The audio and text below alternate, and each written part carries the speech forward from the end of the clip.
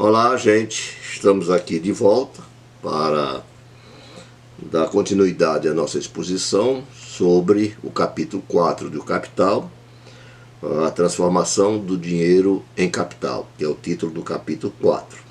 Nós já vimos 4 aulas e nessas 4 aulas nós fizemos algumas considerações teórico-metodológicas necessárias para que a gente pudesse entender o contexto em que a transformação do dinheiro em capital, em que é a categoria do capital, né, que aparece aí pela primeira vez na exposição de O Capital de Karl Marx, a obra, para ver o contexto em que este capítulo da transformação do dinheiro em capital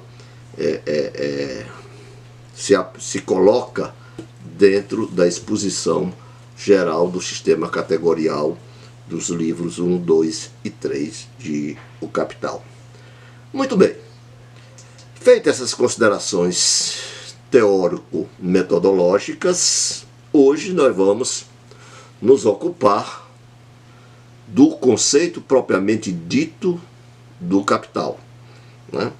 Ou seja, nós vamos nos ocupar de como se dá a transformação do dinheiro em capital, né? E aí, para a gente entender o conceito de capital, entram na determinação desse conceito 2 momentos necessários.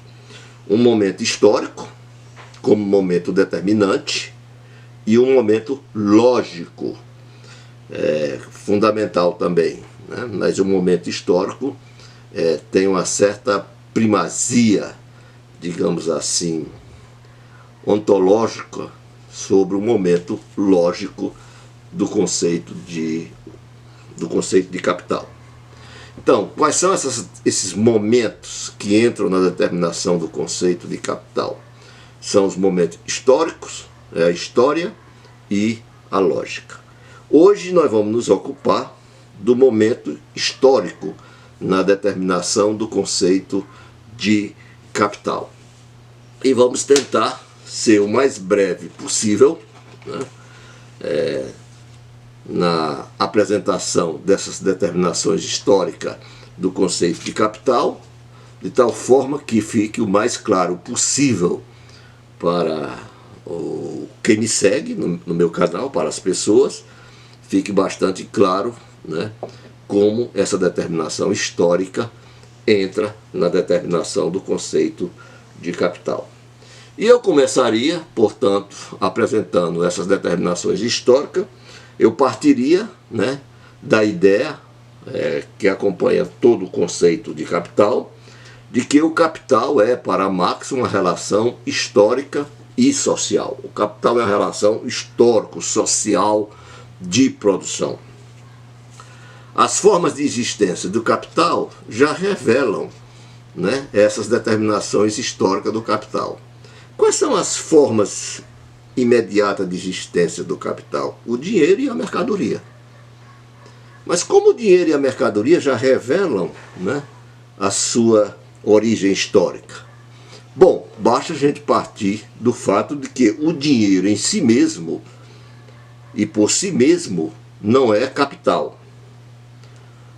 Para que possa desempenhar a função de capital, isto é, para que o dinheiro possa ser empregado como meio de obtenção de lucro, o dono deste dinheiro, seu proprietário, precisa encontrar no mercado a força de trabalho como mercadoria. Então aqui já tem de imediato uma relação entre dois indivíduos.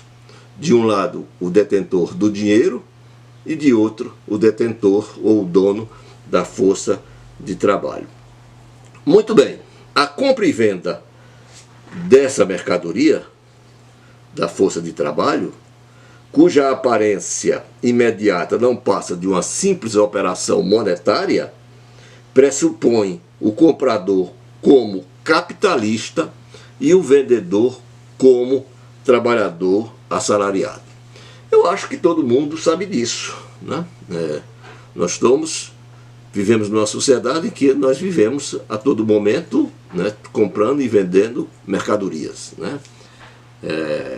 Você poderia até me perguntar: que mercadoria você vende, Teixeira? Eu já vendi a minha mercadoria por um determinado período de tempo. Qual é a mercadoria que eu possuo? Eu não tenho fábricas, eu não tenho bancos, eu não tenho lojas, né? Eu não tenho terra. Então a única mercadoria que eu possuo é a minha força de trabalho. Foi essa mercadoria que eu vendi por um determinado prazo, e com o salário que eu obtenho, em troca dessa venda, eu adquiro os bens e serviços necessários à minha existência como pessoa. Muito bem.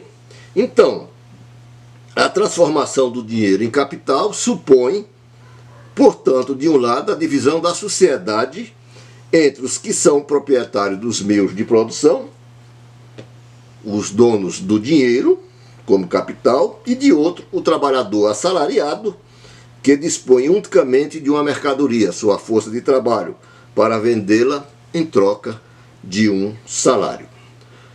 Muito bem, essa divisão da sociedade entre capitalistas e trabalhadores não é obra do acaso, e nem é um desígnio de Deus para quem acredita em Deus, né? A divisão da sociedade entre capitalista e trabalhador é resultado de um longo processo de desenvolvimento histórico anterior, que está registrado, esse processo, nos anais da história com letras indeléveis de sangue e fogo, como assim narra Marx no capítulo 24 da assim chamada acumulação primitiva de capital. Muito bem. Ao longo da apresentação de O Capital, as categorias econômicas, né, quando eu falo de categorias econômicas, estou falando da mercadoria, do dinheiro, do valor, do capital, etc, etc. Ao longo da apresentação de O Capital, a obra, né, as categorias econômicas aparecem sempre como resultado da história. Todas trazem consigo, como diria Marx, as marcas de sua origem. Sem levar em conta o trabalho da história, Marx não poderia expor as determinações lógicas da mercadoria, do valor, do dinheiro, pois a racionalidade de um objeto somente pode ser apreendida e exposta, portanto, depois que a história produziu todas as suas determinações históricas, depois que a história amadureceu esse objeto para que ele pudesse ser exposto logicamente. Quanto a isso, Marx não deixa margem para dúvida. Referindo-se a Aristóteles, diz que a genialidade desse filósofo consiste no fato de que ele foi capaz de descobrir a relação de igualdade na expressão de valor das mercadorias. Ele foi capaz de descobrir a expressão de igualdade, a relação de igualdade na expressão de valor entre duas mercadorias. Infelizmente, diz Marx, né, foi apenas, abre aspas, a limitação histórica da sociedade em que vivia Aristóteles que o impediu, diz Marx, de descobrir em que, na verdade, consiste essa relação de igualdade. Fecha aspas, livro 1, capítulo 1, página 136. Lembrando sempre que nós estamos usando aqui a edição da Boitempo. Mas poderia perguntar, em que consiste a limitação histórica, ou essa limitação histórica que se viu, que impediu Aristóteles de desenvolver ou de levar adiante, né, a sua descoberta da relação de igualdade na expressão de valor das mercadorias. Em que consiste essa limitação histórica? No fato, diria Marx, e Marx diz isso, de que a sociedade grega baseava-se no trabalho escravo. Ora, numa sociedade, diz Marx, abre aspas, que tinha como base natural a desigualdade entre os homens e suas forças de trabalhos, de trabalho, a troca de mercadoria, que exige a igualdade entre os trabalhos de seus possuidores, não poderia se impor como relação social básica. Ou seja, numa sociedade onde há a desigualdade das forças de trabalho, não pode, portanto, se pensar, né, na troca como relação social básica, porque a troca como relação social básica pressupõe a igualdade dos valores permutados. Ou seja, Aristóteles não poderia ter visto que a lei da produção de mercadorias, né, se baseia na troca de equivalentes, justamente pelo fato de que ele vivia numa sociedade escravocrata, né? Então, diz Marx, continuando, né? Ora, numa sociedade que tinha como base natural a desigualdade entre os homens e suas forças de trabalho, a troca de mercadoria que exige a igualdade entre os trabalhos dos seus possuidores não poderia se impor como relação social básica. Estou repetindo novamente. O segredo da expressão do valor só pode ser decifrado numa sociedade em que a igualdade humana já possui a força de um preconceito popular, de tal forma que o princípio da equivalência possa se impor como regra geral que rege e fundamenta o intercâmbio de mercadorias. Nós vivemos numa sociedade em que nós pressupomos a todo momento a troca de equivalente. Não sabemos, mas o fazemos, né? Ou seja, em cada ato isolado de compra e venda que eu realizo na sociedade, eu parto do pressuposto que eu estou vendendo a minha mercadoria pelo seu respectivo valor, e a mercadoria que eu estou comprando também eu estou comprando pelo seu respectivo valor. Se eu partisse do pressuposto de que a troca sempre é uma troca de valores desiguais, né, que a troca seria um processo, seria uma relação fundada numa roubalheira generalizada, essa sociedade capitalista não se sustentaria politicamente, né? Essa sociedade viveria apenas sob a forma de uma permanente, digamos assim, inquietação social, né? Então, a troca de equivalente é um princípio que legitima a existência da sociedade capitalista, como nós demos a entender em aulas anteriores. Mas isso, diz Marx, né, a troca de equivalentes só é possível, né? Só é possível numa sociedade em que a forma mercadoria é a forma universal do produto do trabalho e, portanto, também a relação entre os homens como possuidores de mercadorias é a relação social dominante, diz Marx, né, na página 133 do capítulo 1 do livro 1 de O Capital, a mercadoria, tá? Muito bem. Não é sem razão, portanto, que Marx abre o capítulo 4 do livro 1 com a breve e rápida incursão sobre as condições históricas que determinam a transformação do dinheiro em capital. Inicialmente antecipa que a circulação de mercadorias é o ponto de partida do capital. Produção de mercadoria e circulação desenvolvida de mercadorias, o comércio, formam os pressupostos históricos, diz Marx, a partir dos quais o capital emerge. O comércio e o mercado mundiais inauguram no século XVI a história moderna do capital. Então é a ação do comércio, né? Só quando a relação de troca torna-se dominante, o comércio se torna uma forma generalizada de adquirir as mercadorias,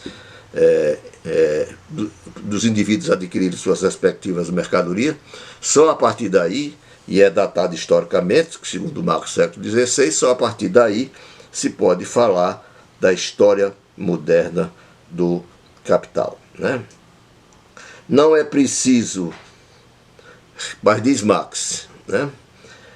Não é preciso recapitular toda a gênese do capital para reconhecer o dinheiro como sua primeira forma de manifestação, pois a mesma história se desenrola diariamente diante dos nossos olhos. O que o Marx está chamando a atenção aqui do leitor é para o fato de que não é necessário recapitular a gênese histórica, todas as gêneses históricas que levam à transformação do dinheiro em capital, porque nós assistimos isso a todo momento, esse processo se realizando diante dos nossos olhos. E eu pergunto, como assim? O que é que o Marx quer dizer com isso? Ora, basta atentar para o fato, como assim sublinha Marx, que, abre aspas, todo novo capital entra em cena como dinheiro que deve ser transformado em capital mediante um processo determinado. Fecha aspas, página 223 de O Capital. Bom, vamos tentar explicar isso, né? Como se o dinheiro deve ser transformado em capital mediante um processo determinado. Nós chamamos, o dinheiro está sempre aparecendo como se fosse a primeira vez que ele entrasse no mercado para ser transformado em capital. É como se cada soma de dinheiro, para se converter em capital, pisasse no mercado pela primeira vez, como se inaugurasse sua aparição histórica original. Bom, ainda que assim seja, né, não seja preciso, segundo Marx, recapitular toda a gênese histórica, né, que torna possível a transformação do dinheiro em capital, ainda que assim seja, não seria de todo impróprio antecipar essas determinações históricas que conferem ao dinheiro a função de se transformar em um capital. E para isso eu tive que fazer um longo trabalho de pesquisa ao longo do livro 1, do livro 2, do livro 3 de O Capital, e nos Grundrisse, e depois retornar de novo ao Capital. Foi um trabalho bastante demorado, que consumiu bastante tempo, e por isso eu me demorei a voltar na exposição de minhas aulas. Muito bem. Então, para recapitular essa gênese histórica, né, o papel da história na determinação do dinheiro como capital, então a gente começa dizendo que para que uma soma de dinheiro, possa se converter num valor maior, seu dono tem de ir ao mercado e aí comprar mercadorias. São meios de produção, máquinas, equipamentos, instalações, matérias-primas, edificações, etc. Né? Tem meios de produção e força de trabalho, T de trabalho, para transformá-la em novas mercadorias e assim vendê-las para reembolsar acrescido de um lucro seu rico dinheirinho que adiantou na compra dessas mercadorias.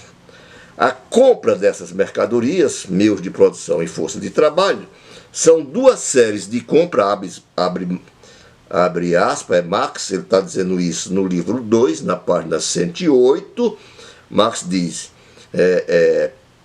a compra dessas mercadorias são duas séries de compras que pertencem a mercados absolutamente distintos. Um mercado de mercadoria propriamente dito e um outro que é o mercado da força de trabalho.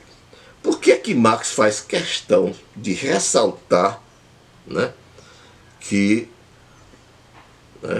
a compra das mercadorias para que o dinheiro possa se transformar em capital, essa compra dessas mercadorias representam compras de mercados absolutamente distintos. O mercado de meios de produção, de um modo geral, o mercado de mercadoria propriamente dito, e o mercado da força de trabalho.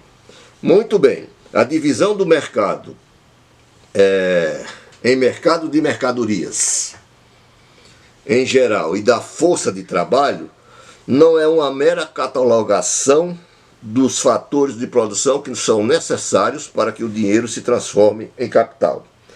Não se trata de uma simples classificação. Muito pelo contrário, ao analisar as características desses dois mercados, o objetivo de Marx é chamar a atenção do leitor para o fato de que a compra da força de trabalho, abre aspas, é Marx que está falando aqui, é a condição essencial para que o valor adiantado em forma de dinheiro se realize em capital, ou seja, transforme-se em valor que produz mais-valia, fecha aspas, livro 2 de O Capital, página 111. Então, o mercado de mercadorias, em geral, é um momento necessário, porém não determinante na transformação do dinheiro em capital. O momento determinante da transformação do dinheiro em capital é o aparecimento da força de trabalho como mercadoria. É a força de trabalho como mercadoria que vai, digamos, assinalar a existência do capitalismo. Você pode ter mercadorias, né, mercado, né, sem ter capitalismo, né, sem ter capital.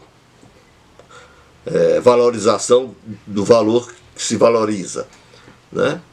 Mas com a existência da força, essas mercadorias só podem ser utilizadas para fazer com que se produza um valor maior quando a força de trabalho se transforma em mercadoria e, portanto, possa ser utilizada pelo capitalista, porque essa mercadoriazinha chamada força de trabalho, como nós vamos ver mais adiante, tem, né, a capacidade de gerar um valor maior do que o que ela custa ao capitalista. Então, o que caracteriza a existência do capitalismo é a transformação da força de trabalho em mercadorias, e não a compra e venda de mercadoria generalizada. Você tem mercados mais antigos do que o capitalismo, mas só com a transformação da força de trabalho em mercadorias, o dinheiro, então, pode se transformar em capital.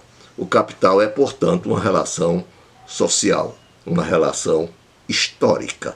Mas isso nós vamos continuar a ver na nossa próxima aula.